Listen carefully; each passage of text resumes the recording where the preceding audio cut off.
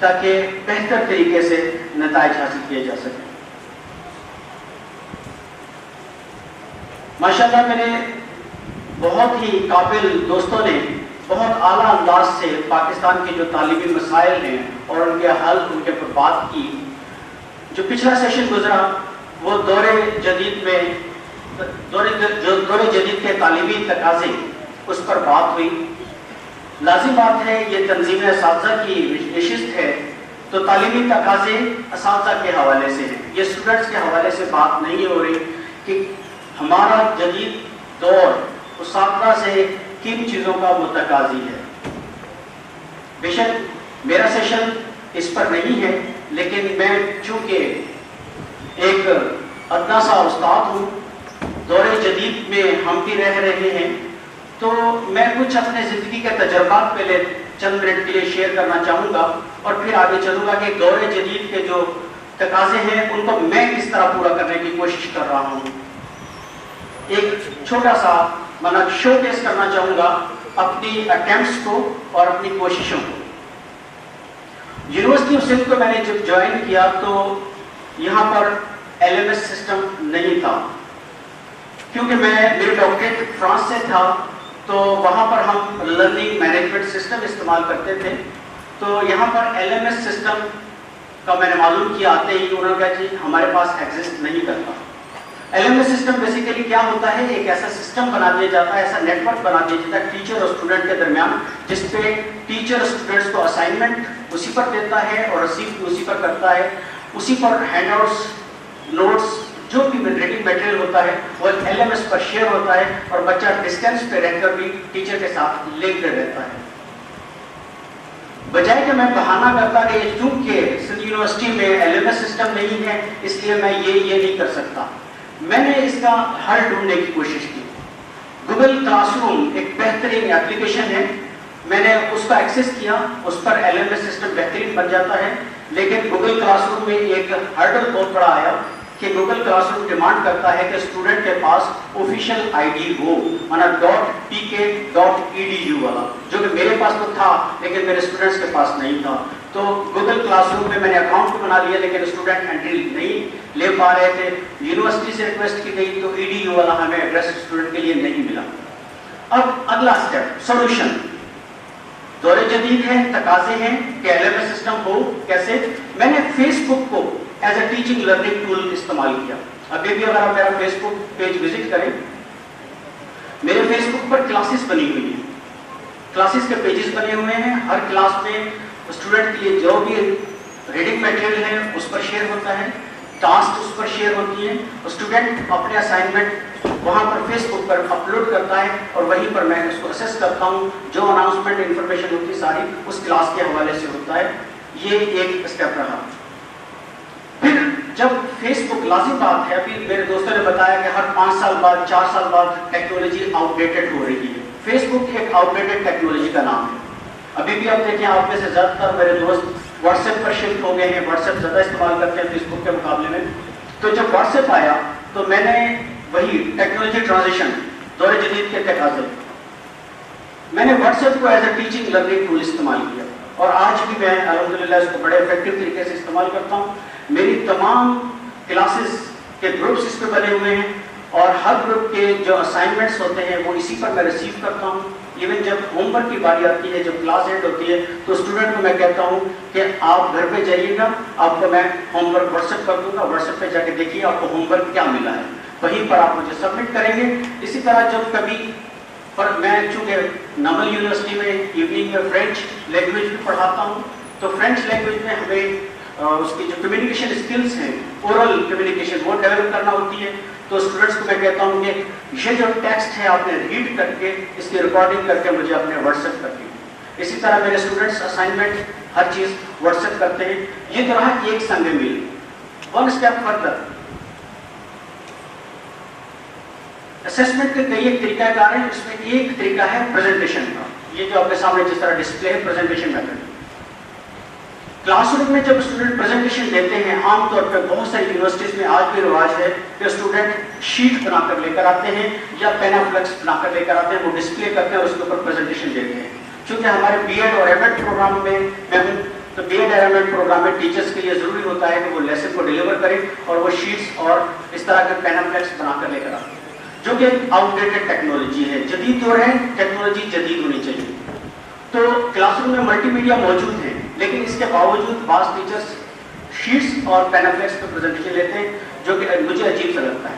جب میں نیا یونیورسٹی میں آیا، میں نے شیٹس کو تو کبھی استعمال نہیں کیا، میں نے ملٹی میڈیا پر پریزنٹیشن کا کلچر ڈیولپ کیا اپنے فیکلٹی میں. اس کے بعد 1 سال تک میں نے صرف ملٹی میڈیا پر رہا. اب میں 1 اسٹیپ فردر چلا گیا ہوں. اب میرے اسٹوڈنٹ میری جو پریزنٹیشن ہوتی ہیں اینوئل پریزنٹیشن، وہ آن لائن دیتے ہیں. طریقہ کار کیا ہوتا ہے؟ اسٹوڈنٹس کو ٹاپک دیا جاتا ہے، اسٹوڈنٹ اس کے اوپر ایک بہترین قسم کی پریزنٹیشن تیار کرتا ہے. وہ پریزنٹیشن یوٹیوب پر اپلوڈ ہوتی ہے اور یوٹیوب پر باقی کلاس اور میں سب وہاں پر دیکھتے ہیں کہ بچے نے کیا ڈیلیور کیا. نہ صرف یہ بلکہ اس پریزنٹیشن کا ایکسپلینیشن، اس کے لیے میں ڈیمانڈ کرتا ہوں اسٹوڈنٹ سے کہ آپ بلاگ بنائیں. میری جتنی کلاس کے اسٹوڈنٹس ہوتے ہیں سب بلاگ بناتے ہیں. جو پریزنٹیشن کا ٹاپک ہوتا ہے اس پہ یوٹیوب پہ پریزنٹیشن بھی بنے گی اور اس کا بلاگ بھی بنے گا. انشاءاللہ اگلے سال سے میں بلاگ سے بھی آگے اگلا اسٹیپ وی لاگ پہ اپنے اسٹوڈنٹس کو لے کر جا رہا ہوں. یہ ہے ٹیکنالوجی ٹرانزیشن، یہ ہے جدید تعلیم ارتقا. اچھا اب بات کریں گے. اچھا ایک چیز اور بتا دوں کہ ایک ٹرم استعمال ہوا کرتی تھی، تو میں کہوں گا اس کے بارے میں گلوبل ولیج، کہ دنیا شرینک ہو گئی ٹیکنالوجی کی وجہ سے، گلوبل ولیج بن گیا. اب تو گلوبل ولیج بھی نہیں رہا، اب تو یہ گلوبل روم کی شکل اختیار کر گیا ہے، کیونکہ ولیج میں بھی فاصلے ہیں، ولیج میں بھی دوریاں ہیں. کبھی کبھی ایسا ہوتا ہے کہ ہم ایک کونے سے ولیج کے دوسرے کونے پہ رہنے والے لوگوں سے کئی ہفتے ملاقات نہیں کرتے، لیکن یہاں پر یہ ہے کہ انٹرنیٹ کے ذریعے ڈیلی ہی ہم انٹر کنیکٹڈ رہتے ہیں. تو گلوبل ولیج کے بجائے اگر ہم گلوبل روم کا ٹرم استعمال کریں میری نظر میں یہ بہتر رہے گا. اب ہم آتے ہیں اپنے ٹاپک کی طرف. Constitutional demands of and higher education system اور ریسورسز، یہ ہمارے انپٹس ہیں. ایجوکیشن ہمارا پروسیسنگ ہے اور آؤٹ پٹ کے نتیجے میں ہماری ملتی ہے نیشنل ڈیولپمنٹ.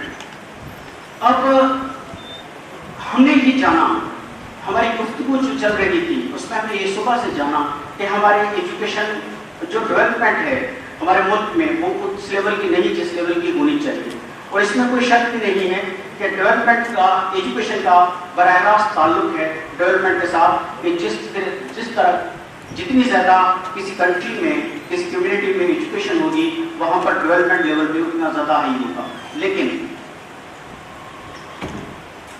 لیکن پاکستان کا جو کیس ہے اگر اس کو ہم دیکھیں تو پاکستان، ہم نے ابھی جانا کہ پاکستان ریچسٹ کنٹری ہے as far as human resource and natural resources are concern. But آپ کو یہ جان کر افسوس ہوگا کہ Pakistan one of the poorest country ہے دنیا میں. اس کے پر کیپٹل جی ڈی پی اگر دیکھی جائے تو وہ $1,640 جو کہ 147واں نمبر ہے پاکستان کا پر کیپٹل جی ڈی پی دنیا میں، جو کہ بہت زیادہ پور اسٹیٹس کو شو کرتا ہے. ہیومن اگر ڈیولپمنٹ انڈیکس کا اگر دیکھیں، پاکستان کا جو ہیومن ڈیولپمنٹ انڈیکس ہے کہ پاکستان کے جو لوگ ہیں وہ کتنے ڈیولپڈ ہیں، ان میں کیپٹل کتنا ہے، ان میں اسکلس اینڈ ایجوکیشن کتنی ہے، تو پاکستان کی جو ویلیو ہے 0.55 ہے اور پاکستان کا نمبر 150واں ہے. اور یہ آپ کو یہ بھی بڑے افسوس والی بات ہے کہ یہ ایشیا میں لوئسٹ ہے. ایشیا میں 52 ملک ہیں، لوئسٹ ہے پاکستان کا جو رینک ہے. یہ بھی افسوسناک صورتحال ہے. دوسری طرف ہمارے پڑوس میں انڈیا 130 میں، سری لنکا 78، ایران 69 اور اسرائیل جو کہ ہمارا ہم کہتے ہیں ہمارا جو کھلا دشمن ہے وہ 19th رینک پر ہے. اور انڈیا جو اسرائیل کی آبادی ہے وہ بھی چند لاکھ ہے، لیکن حالات کمپیریٹیولی بہت بہتر ہے. اچھا اب یہ مسئلہ یہ ہے کہ پاکستان کے پاس ہیومن ریسورس تو ہے لیکن ہیومن کیپٹل نہیں ہے. ابھی ہم نے جانا کہ پاکستان کے پاس 21 کروڑ کی آبادی ہے، 8 لاکھ اسکوائر کلومیٹر کا ایریا ہے اور ایک انچ تلے کوئی نہ کوئی نیچرل سورس پڑا ہی پڑا ہے. نیچے نہیں پڑا تو اوپر جو سورج چمک رہا ہے اس کی روشنی 1 میٹر اسکوائر پر اتنی روشنی پڑتی ہے کہ پورے گھر کو روشن کر سکتی ہے اگر اس کی انرجی 100% اگر ٹریپ کرے تو. اب مسئلہ کیا ہے؟ مسئلہ پروسیسنگ میں فالٹ ہے، ان پٹ میں فالٹ نہیں ہے. ان پٹ سے مراد ہماری نیشن. ہماری nation one of the smart nations ہے، بڑی انٹیلیجنٹ نیشن ہے، بہت ان میں صلاحیت ہے، پوٹینشیل ہے، اور میٹیریل ریسورسز ہمارے پاس کمال کا ہے، لیکن پروسیسنگ میں فالٹ ہے، مانا ہمارے ایجوکیشن سسٹم میں فالٹ ہے. پہلے ہم دیکھ لیں کہ ہمارا ایجوکیشن سسٹم کتنا بڑا ہے، کیا سلسلے ہیں یہاں پر، اس پہ ایک نظر ڈالتے ہیں. آپ یہ بھی ہمارے لیے باعث فخر بات ہے کہ پاکستان کا جو ایجوکیشن سسٹم ہے، نمبر آف انسٹیٹیوشن جو اس کا کوانٹیٹیو والیوم ہے، یہ دنیا کے بڑے ایجوکیشن سسٹمز میں اس کا شمار ہوتا ہے. سائز کتنا ہے پاکستان کا ایجوکیشن کا؟ پاکستان میں اس وقت تقریباً 3 لاکھ سے زیادہ ایجوکیشنل انسٹیٹیوشنز ہیں. تقریباً 4 کروڑ 80 لاکھ اسٹوڈنٹ کل صبح منڈے کے دن اٹھیں گے اور اسکولوں، کالجوں اور یونیورسٹیز میں جائیں گے. 4 کروڑ 80 لاکھ. 4 کروڑ 80 لاکھ تو بہت سارے ملکوں کی آبادی نہیں ہے. افغانستان کی دیکھ لیجئے، سعودی عرب کی دیکھ لیجئے، ترکمانستان کی دیکھ لیجئے، تاجکستان کی دیکھ لیجئے، آپ یو اے ای کی آبادی دیکھ لیجئے، قطر کی آبادی دیکھ لیجئے. چند لاکھ، چند کروڑ پر مشتمل آبادی ہے. مانا 5 کروڑ کے قریب ہمارے بچے صبح اٹھ کر اسکول اور کالجز اور یونیورسٹی جاتے ہیں. تقریباً 17 لاکھ ٹیچرز ہیں جو ہر روز صبح اسکولوں کالجوں میں پڑھاتے ہیں. یہ تو ہمارا والیوم ہے. اور پرائیویٹ سیکٹر کا سائز بھی اچھا خاصا ہے، 1,91,000 سرکاری اور 1,12,000 پرائیویٹ انسٹیٹیوشن ہے پاکستان میں. اب آگے چلتے ہیں. جہاں تک ہم اسلامی ریاست کی بات کرتے ہیں، ماشاءاللہ دینی مدارس میں ہمارے پاس بہت بڑی تعداد میں موجود ہے. 32,272 رجسٹرڈ دینی مدارس ہیں. اس کے علاوہ مسجد کے ساتھ منسلک مدرسے وہ تو بے شمار ہیں. ان کی تعداد ہمارے سرکاری اسکولوں سے بھی زیادہ ہے، کیونکہ کسی بھی محلے میں مسجدیں آپ کو 4 ملیں گی، سرکاری اسکول 1 ملے گا. اس چیز سے تو آپ ایگری کریں گے. تو ہر مسجد کے ساتھ مدرسہ عام طور پر ہوتا ہی ہوتا ہے. لیکن تعلیم کا سائز تو ہے. ابھی ہم یہ جانا پروسیسنگ میں فالٹ ہے. اس فالٹ کو ذرا دیکھتے ہیں کہ تعلیم کی حالت کیا ہے. تعلیم کی حالت موجودہ اگر آگے جائیں، ہمارے پاس موجودہ جو تعلیمی حالت ہے، لٹریسی ریٹ ہمارے ملک کا 58% ہے. 58 لٹریسی پرسنٹ ہے. اس میں اگر سندھ صوبے کو دیکھا جائے تو کمپیریٹیولی بلوچستان کے قریب یا بلوچستان کے بعد ہمارا نمبر یہ آتا ہے. سندھ صوبے کی پرفارمنس دوسرے صوبوں کے مقابلے میں کافی نیچے ہے، باٹم پر ہے.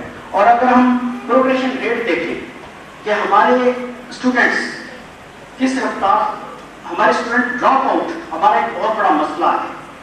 ہمارے اسٹوڈنٹ 100 اسٹوڈنٹ اگر داخلہ لیتے ہیں اسکول میں، پرائمری فرسٹ کلاس میں، گریڈ 1 میں 100 اسٹوڈنٹ اگر داخلہ لیتے ہیں تو آن دا ہول میٹرک میں جاتے جاتے 27 صرف بچتے ہیں، باقی سارے ڈراپ ہو جاتے ہیں. پاکستان میں ڈراپ آؤٹ ایک بہت بڑا المیہ، ایک بہت بڑا چیلنج بنا ہوا ہے. دوسرے ملکوں کے ساتھ اگر ہم کمپیریزن کریں، ساؤتھ کوریا، اس میں 100 اسٹوڈنٹ اگر ایڈمیشن لیتے ہیں تو 100 کے 100 میٹرک کر کے نکلتے ہیں. اسرائیل میں اگر 100 اسٹوڈنٹ داخلہ لیتے ہیں تو 99.5 مانا 99.5% جو اسٹوڈنٹ ہیں وہ میٹرک کرتے ہیں. انڈیا میں 100 میں سے 86 اسٹوڈنٹ اور پاکستان میں 100 میں 27 اسٹوڈنٹ. یہ بھی المیہ ہے. اور یہ ڈراپ آؤٹ کی وجہ سے پاکستان میں جو نیکسٹ کلاسز لیول آتی ہیں ان میں مسلسل اسٹوڈنٹ کمی آپ کو دیکھنے میں نظر آئے گی، جو کہ دوسرے ممالک میں نہیں. اسی طرح یہ تو وہ تھا جو اسکول جانے کے بعد اسکول چھوڑ دیتے ہیں، لیکن ایسے بچے بھی ہیں جو اسکول جاتے ہی نہیں. پاکستان میں آؤٹ آف اسکول چلڈرن کی تعداد بھی بہت زیادہ ہے. ایون افریقہ کے ملک، ان کی پوزیشن پاکستان سے بہتر ہے. افریقہ جس کو ہم ڈارک کانٹیننٹ کہتے ہیں، افریقہ میں جو آؤٹ آف اسکول چلڈرن ہیں ان کی ریشو پاکستان سے کم ہے. اب بات کرتے ہیں، یہ تو رہا اسٹیٹ کی بات ہم نے کی. اب بات کرتے ہیں ایفیشنسی کی. ایفیشنسی کیا ہے؟ جو کلاسوں کے اندر بچے بیٹھے ہیں ان کو کتنا آتا ہے. آئیے دیکھتے ہیں.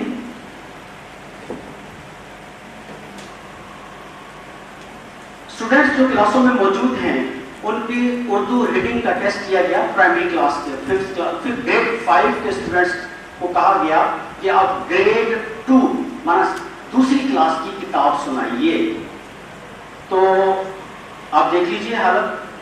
60% سے زیادہ بچوں کو دوسری کلاس کی کتاب پڑھنا نہیں آتی اور سندھ کے اور بلوچستان، خیبر پختونخوا اور پنجاب کی کنڈیشن کمپیریٹیولی بہتر ہے، لیکن سندھ کے جو تعلیمی حالت ہے وہ درگفتہ ہے، کافی خراب ہے کمپیریٹیولی دوسرے پروونسز کے مقابلے میں۔ اسی طرح بچوں سے انگلش کی ریڈنگ کا ٹیسٹ کیا گیا، کلاس 5 کے بچوں کو کہا گیا انگلش ریڈنگ کا سمپل سیکنڈ کلاس کی ریڈنگ سنی گئی کلاس 5 کے بچوں سے، اور تو آپ دیکھیے ہمارے پاس کہ سندھ کا سکور سب سے کم رہا، تو ہم as a Sindhi, as a Sindh کے سپوت، یہ ہماری لمحہ فکریہ ہے کہ سندھ کے استادوں کو زیادہ محنت کرنے کی ضرورت ہے، ان چیزوں کو دیکھنے کی ضرورت ہے کہ ہماری ایجوکیشن کوالٹی کافی خراب ہوئی ہے۔ پھر ہمارے پاس میتھمیٹکس کا ٹیسٹ کیا گیا، اس میں بھی جو سندھ کی پرفارمنس رہی وہ بھی باٹم پہ ہے as compare to other provinces. On the whole Pakistan کی پرفارمنس آپ دیکھیے، maximum Punjab, Gilgit Baltistan, Islamabad, Khyber Pakhtunkhwa, Balochistan performance 100% کسی پروونس کی نہیں، 90% کسی پروونس کی نہیں، جو ہماری پرفارمنس ہے وہ کافی لو ہے۔ اسی طرح ایک کمپیریزن کیا گیا کہ آیا پرائیویٹ اسکول کے بچے زیادہ بہتر پڑھتے ہیں یا سرکاری اسکولوں کے بچوں کی پرفارمنس بہتر ہے، تو اس میں نتائج یہ آئے کہ جو پرائیویٹ اسکولز ہیں وہاں پر کمپیریٹیولی کوالٹی بہتر ہے اور سرکاری اسکولوں کا حال کافی ناگفتہ ہے۔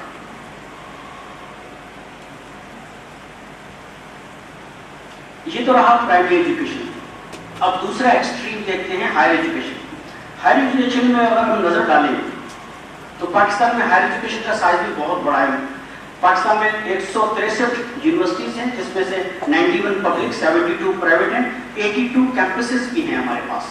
یہ بھی یونیورسٹی کی ایکویلنٹ تقریباً ہوتے ہیں، اور تقریباً 14 لاکھ اسٹوڈنٹ ان کے 163 یونیورسٹیز میں انرولڈ ہیں، اور یونیورسٹیز کی جو تعداد ہے وہ مسلسل وقت گزرنے کے ساتھ بڑھ رہی ہے۔ 2004 میں جو ہمارے پاس ٹوٹل یونیورسٹیز تھی وہ 110 تھی، جو کہ 2014-15 میں بڑھ کر 163 اور 175 تک پہنچ چکی ہیں۔ اس طرح اسٹوڈنٹس کی تعداد پہلے 4 لاکھ تھی، جو بڑھ کر 14 لاکھ یونیورسٹی کے گریجویٹس اسٹوڈنٹس ہیں جو جاتے ہیں ہمارے پڑھنے کے لیے، اور اس طرح گروس انرولمنٹ ریشو ہماری تمام لیولز پر بڑھ رہی ہے، انکریز ہو رہا ہے۔ جو سائز آف ایجوکیشن ہے ہمارے پاس انکریز ہو رہا ہے، ہائر ایجوکیشن پر بھی، پرائمری اور سیکنڈری ایجوکیشن پر بھی۔ لیکن بات ہے ٹرشری ایجوکیشن میں ہمارے پاس اسٹوڈنٹس اتنے جو پارٹیسپیشن ریشو ہے ہائر ایجوکیشن میں وہ کافی لو ہے۔ ساؤتھ کوریا میں 100% ایک اسٹوڈنٹ جو فرسٹ کلاس میں ایڈمیشن لیتا ہے،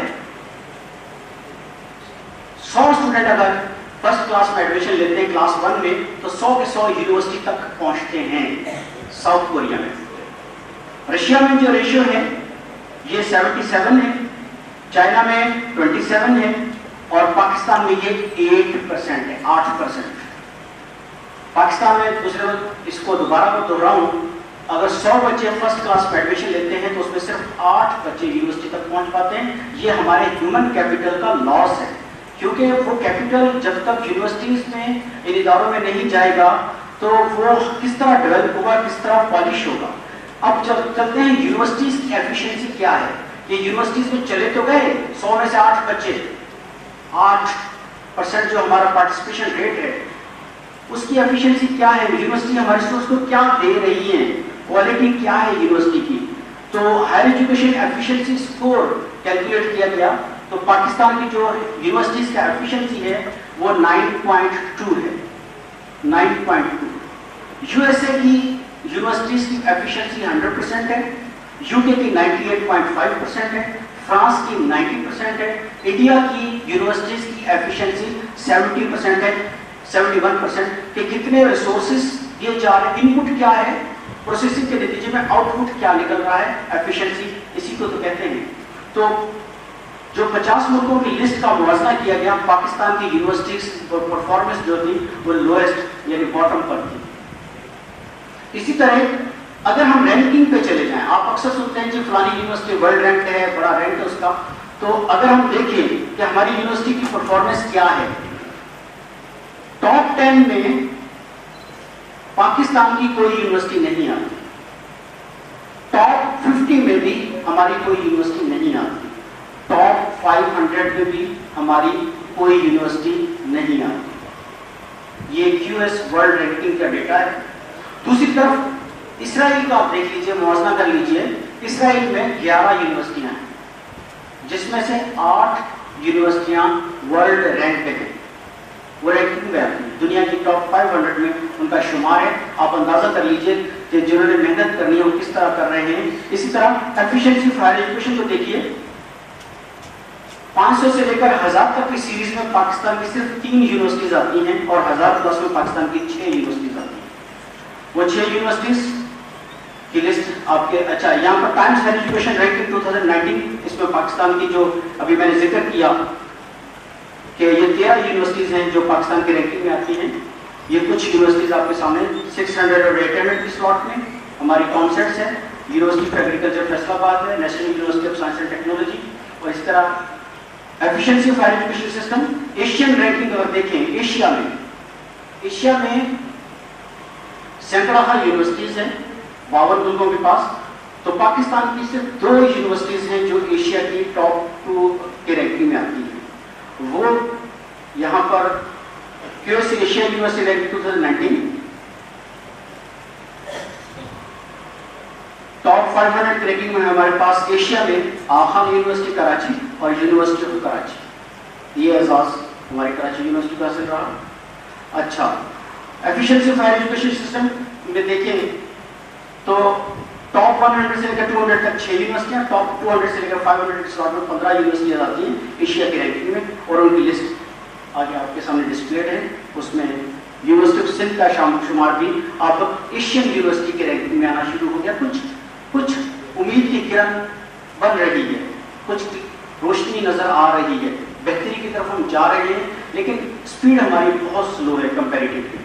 आगे हम चलें एशियन रैंकिंग और पाकिस्तानी यूनिवर्सिटीज में अगर चले जाएं तो ये फिर दोबारा यूनिवर्सिटीज के नाम और तफसीलात हैं। अगली स्लाइड में चले जाते हैं। अब इम्पैक्ट क्या आ रहा है, असरात क्या आ रहे हैं। हमने ये तो जाना कि हमारे पास one of the biggest education system है, प्राइमरी, सेकेंडरी और हायर एजुकेशन। बहुत बड़ी तादाद में हमारे पास टीचर्स हैं, बहुत बड़ी तादाद में हमारे पास इंस्टीट्यूशंस हैं, लेकिन हमने ये जाना कि क्वालिटी हमारी एजुकेशन की प्राइमरी लेवल पे भी लो है और हायर एजुकेशन लेवल पे भी, यानी यूनिवर्सिटीज में भी हमारी क्वालिटी कंपैरेटिवली लो है। उसके असरात क्या आ रहे हैं? लाजिम बात है, लो क्वालिटी की जब हम फूड खाएंगे, लो क्वालिटी की जब मेडिसिन लेंगे, असरात तो आएंगे ना। तो कौम भी, नेशन भी ऑर्गेनिक इन नेचर होती है। जब नेशन को भी कोई चीज़ अगर लो क्वालिटी की मिलेगी, कौम को, मुल्क को, तो उसके हेल्थ पे भी असरात आएंगे। तो उसके असरात क्या आ रहे हैं अगर हम ग्लोबली कंपेयर करें?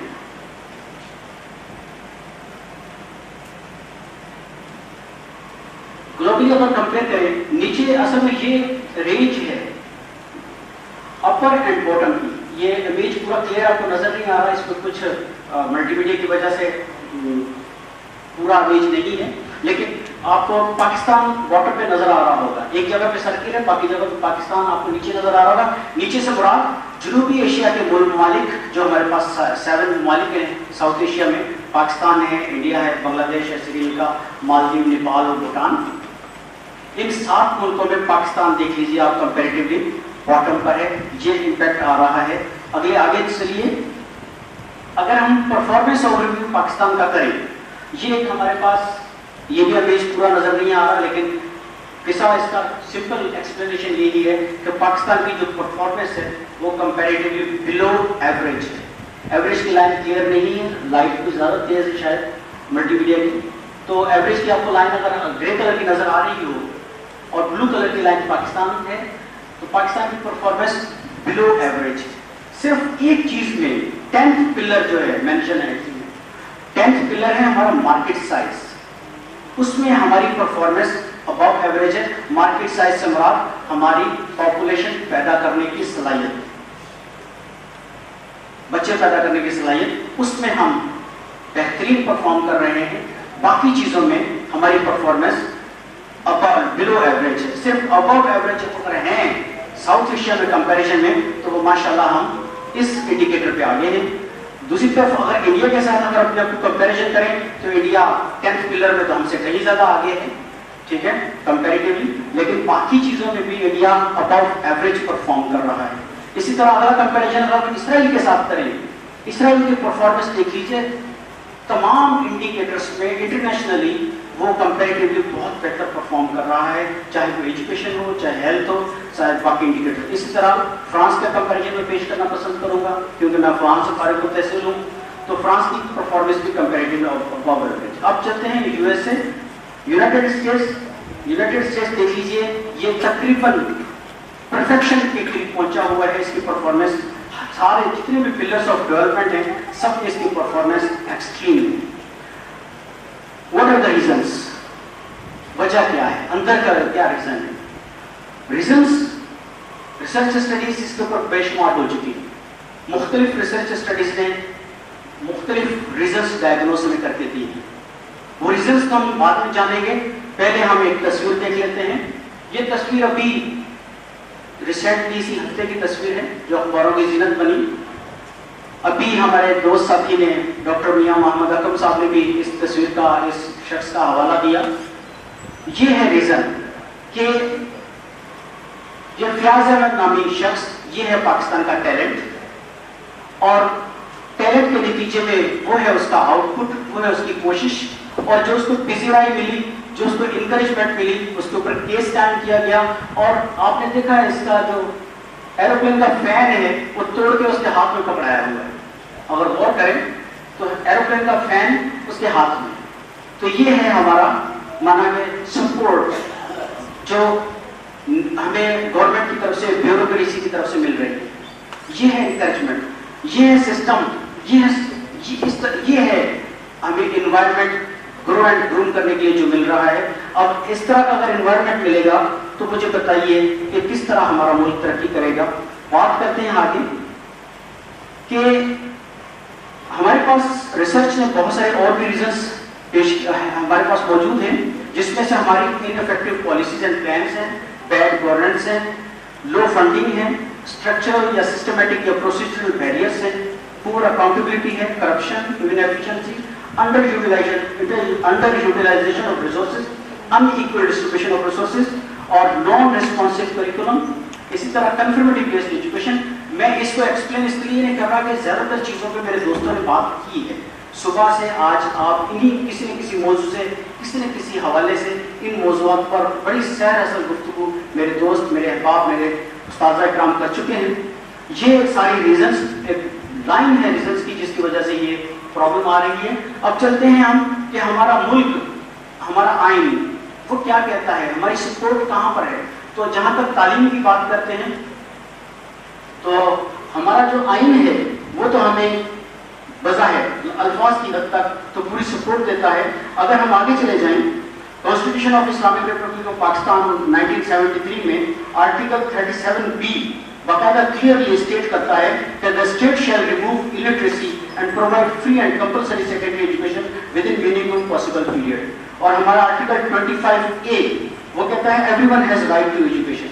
ہمارا article 34 steps shall be taken to ensure full participation of women in all sphere of national life. اور ہمارا آرٹیکل 30D وہ کہتا ہے کہ instilling moral values and providing education to all citizens. ٹھیک ہے نا. جہاں تک آئینی تقاضوں کی بات ہے, آئینی تقاضے پورے ہیں. محض میڈیسن خرید کے لانے سے اور اس کو شیلف پہ رکھ دینے سے پیشنٹ ٹھیک نہیں ہوگا. محض آئین میں لکھ دینے سے پاکستان کا ایجوکیشن سسٹم ٹھیک نہیں ہوگا.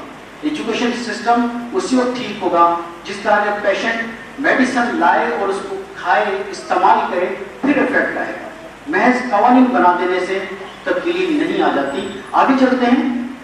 اب دیکھیے 1947 سے لے کر 2019 تک یہ ہے ایک بڑی کمپریہنسو لسٹ. اب تک پاکستان میں 9 ایجوکیشن پالیسیز اور کانفرنسز ہو چکی ہیں. ہر 10 سال بعد 12 سال بعد کوئی نئی ایجوکیشن پالیسی اناؤنس کرتی جاتی ہے.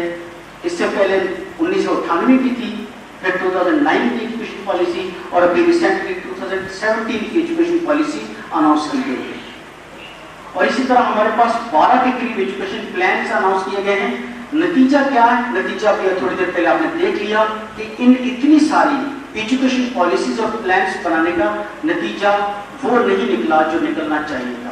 دوسری طرف ہم اپنے دشمن ملک انڈیا کو دیکھیں, جس کو ہم دشمن کہتے ہیں.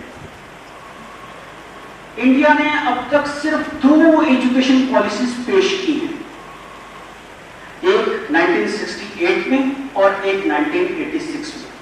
پالیسی بنائی جاتی ہے, اصل میں پالیسی میں ٹارگیٹ سیٹ کیے جاتے ہیں. جب آپ نے ٹارگیٹ اچیو کیے ہی نہیں تو اگلی پالیسی بنانے کا کیا فائدہ؟ جب پہلی میڈیسن میں نے کھائی ہی نہیں, وہ میڈیسن شیلف پہ پڑی ہوئی ہے, تو اگلی میڈیسن لا کے پھر شیلف پہ سجا دینے کا کیا فائدہ؟